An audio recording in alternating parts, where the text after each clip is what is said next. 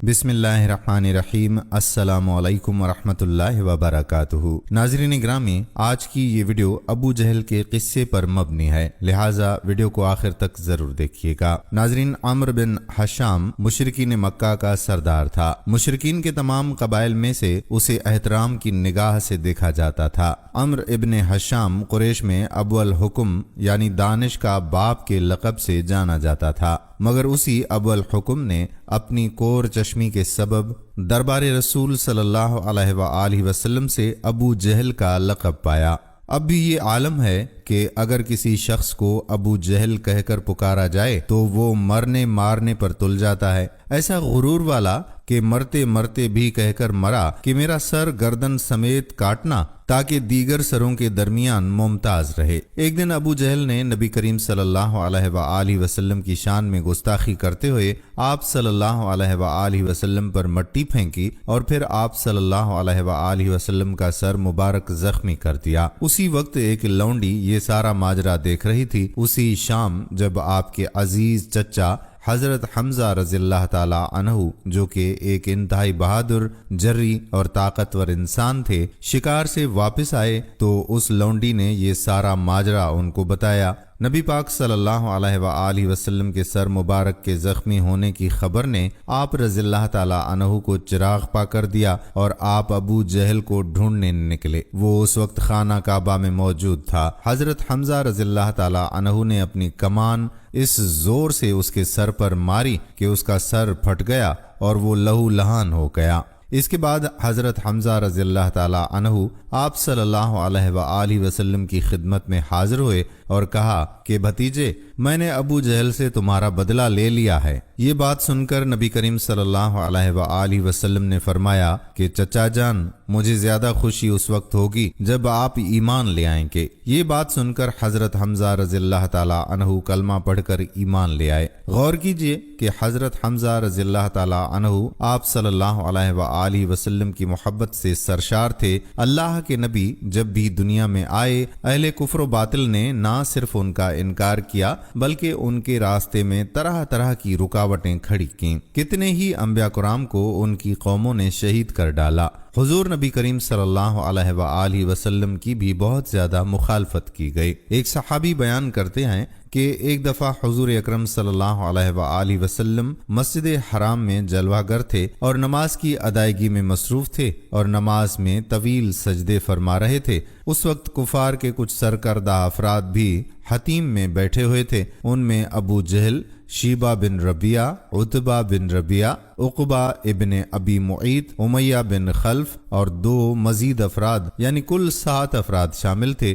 ابو جہل نے کہا کہ تم میں سے کون ایسا ہے جو فلاں جگہ جائے جہاں کچھ قبائل نے جانور ذبح کیے ہوئے ہیں اور وہ جانور کی اوجھڑی ہمارے پاس اٹھا لائے، ہم وہ اوجھڑی محمد صلی اللہ علیہ وآلہ وسلم پر ڈال دیں۔ ان میں سب سے بدبخت اور کور دماغ عقبہ ابن ابی معیط اٹھا اور اس نے وہ اوجھڑی لا کر پیکر نظافت و لطافت حضور انور صلی اللہ علیہ وآلہ وسلم کے کاندھوں پر ڈال دی۔ آپ صلی اللہ علیہ وآلہ وسلم اس وقت حالت سجدہ میں تھے۔ میں وہاں قریب ہی کھڑا تھا، مجھے کچھ کہنے کی ہمت نہ ہوئی۔ میں تو اس وقت اپنی حفاظت پر بھی قادر نہیں تھا۔ میں کسی کو خبر کرنے کے لیے وہاں سے جانے ہی والا تھا کہ اسی اثنا میں حضرت سیدہ فاطمہ بنت رسول صلی اللہ علیہ وآلہ وسلم تک یہ خبر پہنچ گئی۔ آپ دوڑتی ہوئی آئیں اور حضور علیہ الصلاۃ والسلام کی پشت مبارک سے اوجھڑی کو اتار دیا، پھر قریش کی جانب متوجہ ہو کر بلا خوف و خطر انہیں ملامت فرمانے لگیں، لیکن کافروں نے انہیں کچھ جواب نہ دیا۔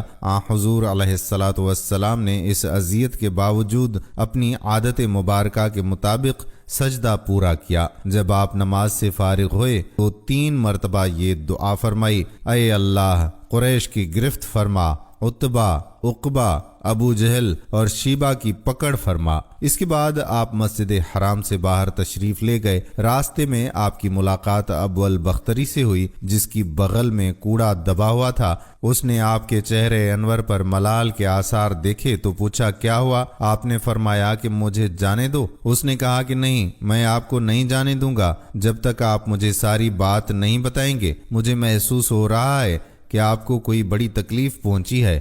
اس کے اصرار پر آپ صلی اللہ علیہ وآلہ وسلم نے تمام ماجرا کہہ سنایا۔ اس نے کہا کہ آئیے میرے ساتھ مسجد چلیے۔ حضور صلی اللہ علیہ وآلہ وسلم اس کے ساتھ مسجد میں داخل ہوئے۔ ابو البختری نے ابو جہل کے سر پر وہ کوڑا رسید کر دیا۔ اس پر کافروں میں آپس میں ہاتھا پائی شروع ہو گئی۔ ابو جہل چلایا، او تم لوگوں کا ناس ہو، تمہاری آپس کی ہاتھا پائی سے محمد صلی اللہ علیہ وآلہ وسلم کا فائدہ ہو رہا ہے۔ یہ تو چاہتے ہی یہی ہے کہ ہمارے درمیان مخاصمت پیدا ہو جائے اور وہ اور ان کے ساتھی محفوظ رہیں۔ اللہ رب العزت نے ابو جہل کو غزوہ بدر میں نشان عبرت بنا دیا جب وہ سردار بن کر آیا۔ جس لشکر میں 1000 بہادروں کا لشکر تیار کیا گیا جس کا سپہ سالار عتبہ بن ربیعہ تھا، اس فوج میں 600 افراد زرہ پوش تھے، 100 سواروں کا ایک رسالہ تھا۔ یہ اسلحہ بند 76 سوار تھے۔ ہتھیاروں سے لیس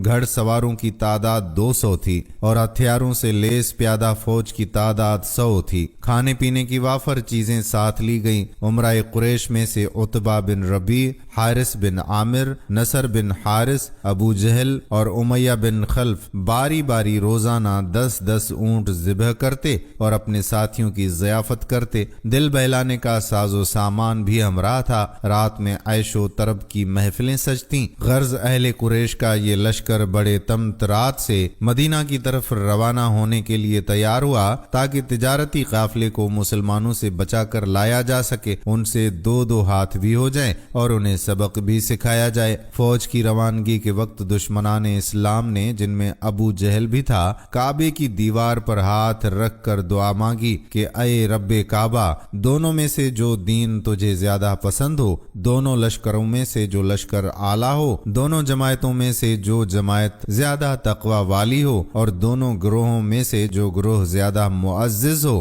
فتح کا سہرا اس کے سر باندھنا۔ اہل قریش یہ دعا مانگتے وقت یہ جان رہے تھے کہ وہ حق پر ہیں اور آپ صلی اللہ علیہ وآلہ وسلم کے اصحاب کرام نعوذ باللہ حق پر نہیں ہیں، جبکہ وہ سب کفر و شرک، فسق و فجور میں مبتلا تھے۔ دشمنان اسلام کا فوجی قافلہ مکہ سے بدر کی جانب روانہ ہوا۔ ابھی قریش کا لشکر راستے میں ہی تھا کہ دوسرے قاصد نے آ کر خبر دی کہ ابو سفیان اپنے قافلے کو خطرے سے باہر نکالنے میں کامیاب ہوا اور وہ ان قریب بحفاظت مکہ پہنچ رہا ہے۔ اس خبر سے لشکر قریش میں اختلاف پیدا ہوا۔ ایک گروہ کہہ رہا تھا کہ اب لڑنے مرنے سے کوئی فائدہ نہیں، مکہ واپس لوٹ چلو، مگر دوسرا گروہ واپس لوٹنا نہیں چاہتا تھا۔ اس کی خواہش تھی کہ وہ ہر حال میں مسلمانوں کا مقابلہ کریں۔ ان میں ابو جہل پیش تھا۔ اس اختلاف کی وجہ سے بنی زہرہ، بنی احنس، بنی عدی بن کعب اور بنی ہاشم کے لوگ واپس لوٹ گئے۔ ابو جہل، عتبہ،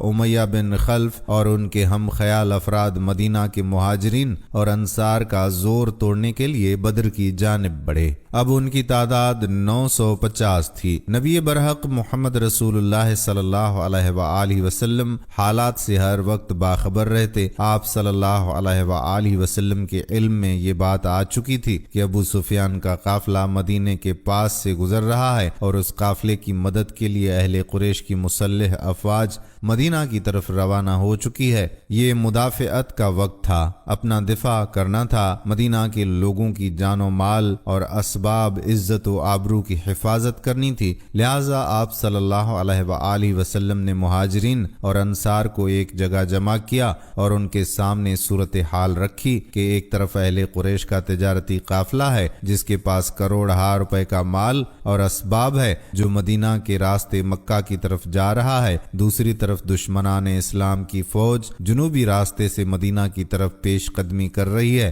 آپ صلی اللہ علیہ وآلہ وسلم نے انصار اور مہاجرین سے مشورتاً پوچھا کہ اس صورتحال سے ہمیں کس طرح نپٹنا چاہیے۔ ایک گروہ کی رائے تھی کہ قافلے کے ساتھ کم لوگ ہیں، مال و اسباب زر کثیر ہے، اس پر حلہ بول دیا جائے اور ان کا تجارتی مال و اسباب لوٹا جائے۔ دوسرے گروہ کا خیال تھا کہ دشمنان اسلام کی فوج سے ٹکر لی جائے، ان کا زعم ہمیشہ کے لیے خاک میں ملا دیا جائے اور اس فتنے کو جڑ سے کاٹ کر پھینک دیا جائے۔ آپ صلی اللہ علیہ وآلہ وسلم کی بصیرت کا بھی یہی فیصلہ تھا کہ اہل مکہ کے کافروں اور مشرکوں سے جنگ करके उनकी ताकत तोड़ दी जाए। और सबसे बड़ी और अहम बात ये थी कि अल्लाह ताला की मशीयत भी यही थी कि हक को हक के साथ साबित किया जाए और कुफ्र और शिर्क को जड़ से काट कर फेंक दिया जाए, ताकि हक की हकानियत जाहिर हो और बातिल बातिल के साथ साबित हो जाए। लिहाजा अल्लाह और अल्लाह के रसूल सल्लल्लाहु अलैहि वसल्लम के हतमी फैसले और दूसरे ग्रोह के ख्याल के मुताबिक अपना दिफा करने के लिए लगभग 300 मुजाहिदीन की फौज तरतीब दे दी गई। उनमें से सिर्फ 2 के पास घोड़े थे। कुल 70 ऊंट थे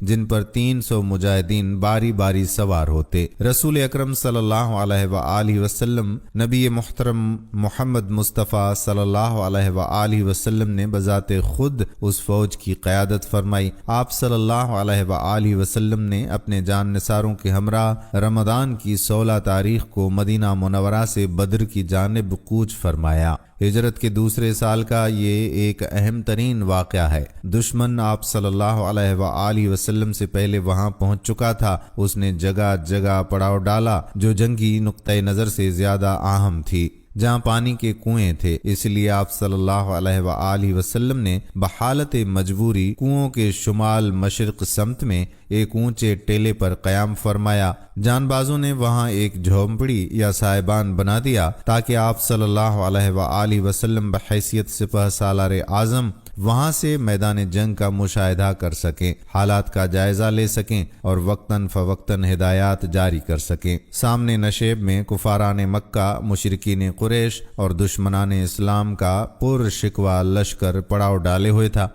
उनकी तादाद, जाहो, हशमत, साजो सामान देखकर और ये देखकर कि पानी पर दुश्मनों का कब्जा है, ये जानकर कि जमीन रेतीली है जिसमें पांव धंस धंस जाते हैं, ये सोच कर के दुश्मन के पास सवारियां हैं और अपने पास सवारियां हैं मगर नाकाफी, ये सोच कर के दुश्मन असलहे से लेस है और यहाँ तलवार है तो ढाल नहीं और ढाल है तो तलवार नहीं। इन अवामिल की वजह से मुजाहिदीन के हौसले पस्त हो रहे थे, जो मदीना मुनव्वरा से निकलते वक्त ये सोच रहे थे कि उन्हें जबरदस्ती मौत के मुंह में धकेला जा रहा है। अब उन्हें अपनी शिकस्त और मौत अपनी आंखों के सामने दिखाई दे रही थी। लिहाजा उनकी ढारस बंधाना जरूरी था ताकि दुश्मन का मुकाबला करते वक्त वो साबित कदम रहें, निडर और बेखौफ होकर दुश्मन का मुकाबला करें। अल्लाह ताला ने उनकी ज़हनी और नफ्सियाती कैफियत इस तरह तब्दील कर दी और उनकी इस तरह से इआनत फरमाई कि अव्वल रात में बारिश हुई। इससे फ़ायदा ये हुआ कि तमाम मुजाहिदीन नहाए धोए, जिससे वो चुस्त चाको चौबंद हो गए। थकन और खौफ की वजह से उन पर कसल मंदी तारी थी, वो धुल गई। बारिश से दूसरा फायदा ये हुआ कि पानी की किल्लत दूर हुई। मुजाहिदीन ने छोटे छोटे हौज बनाकर बारिश का पानी जमा किया ताकि वक्त जरूरत काम आए। बारिश से तीसरा फायदा ये हुआ कि उनके पैरों के नीचे की रेत जम गई, जिससे रेत में पैर धंसने का खौफ उनके दिलों से जाता रहा। बारिश से चौथा फायदा ये हुआ कि दुश्मन नशेबी इलाके में था, इसलिए वहां कीचड़ हो गई, जिससे उनके सवारों और सिपाहियों के पांव जमीन पर जम नहीं पा रहे थे। बारिश से पांचवा फायदा ये हुआ कि मुजाहिदीन रात में बेखौफ होकर सो गए और सुबह जब नींद से बेदार हुए तब उनके कुलूब पर सुकून तारी था। बारिश ने उन्हें कल्ब का इत्मीनान बख्शा। इस कैफियत की वजह से उनके दिलों से दुश्मन का खौफ जाता रहा। इस तरह ये बारिश मुसलमानों और मोमनों के लिए बाइस रहमत और काफिरों के लिए बाइस ज़हमत साबित हुई। इस तरह जब कुफ्र व हक का मुकाबला हुआ तो अल्लाह रब्बुल इज्जत ने हक को फतह अता फरमाई और अबू जहल जो सरदार बनकर आया था उसको ना सिर्फ शिकस्त पाश हुई बल्कि जान से भी हाथ धोना पड़ा। और बेशक वो इतने गुरूर वाला था कि जब उसका सर काटा गया तो उसने ये कहा कि मेरा सर नीचे से ही काटना ताकि पता चले कि ये सरदार का सर है। और अबू जहल इस तरह जहन्नुम का ईंधन बना। अल्लाह रब्बुल इज्जत से दुआ है कि अल्लाह रब्बुल इज्जत हमें गुरूर से महफूज रखे और हक को पहचानने और हक पर चलने की तौफीक अता फरमाए। आमीन। दोस्तों, उम्मीद करते हैं कि हमारी आज की वीडियो आपको पसंद आई होगी और इस वीडियो को अपने दोस्तों के साथ शेयर जरूर करेंगे। आने वाली वीडियो तक आपका अपना मेजबान कादिर बख्श कल्होड़ो आपसे इजाजत चाहता है। अल्लाह हाफिज।